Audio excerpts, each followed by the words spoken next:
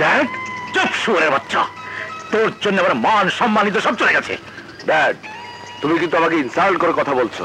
বলবোই তো, তোর প্রেস্টিজ জ্ঞান যে এত টনটনা তা আমার জানা ছিল না। তুই এমন সুপুত্র আমার, যার সুগন্ধ হাসান চৌধুরী পর্যন্ত পৌঁছে গেছে। তোর মতো লম্পট চরিত্রহীন ছেলের জন্য আজ আমাকে অপমান হতে হয়েছে। কি বলছো তুমি? হাসান চৌধুরী তোমাকে অপমান করেছে? শুধুই কি অপমান, কুকুরের মতো দূর দূর করে বাড়ি থেকে বের করে দিয়েছে শুধু তোর জন্যে, তোর মতো লম্পট চরিত্রহীন ছেলের জন্যে।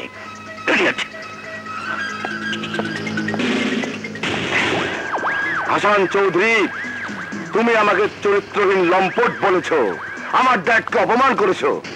আমি তোমার মেয়ের চরিত্রে এমন কলঙ্কের দাগ লাগিয়ে দেব যাতে কোনোদিন কোন ছেলে তোমার মেয়েকে বিয়ে করতে রাজি না হয়।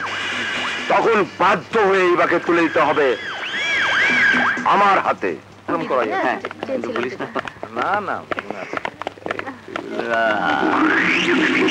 সেদিন তোকে টিচ করেছিলাম, তুই আমাকে থাপ্পড় মেরেছিলি, আবার তোর বাপকেও বলে দিয়েছিস। তোর বাবা আমার বাবাকে অপমান করে বাড়ি থেকে বের করে দিয়েছে, আমাকে চরিত্রহীন লম্পট উপাধি দিয়েছে। আমি কত বড় চরিত্রহীন লম্পট তা তুই এখন হাড়ে হাড়ে টের পাবি।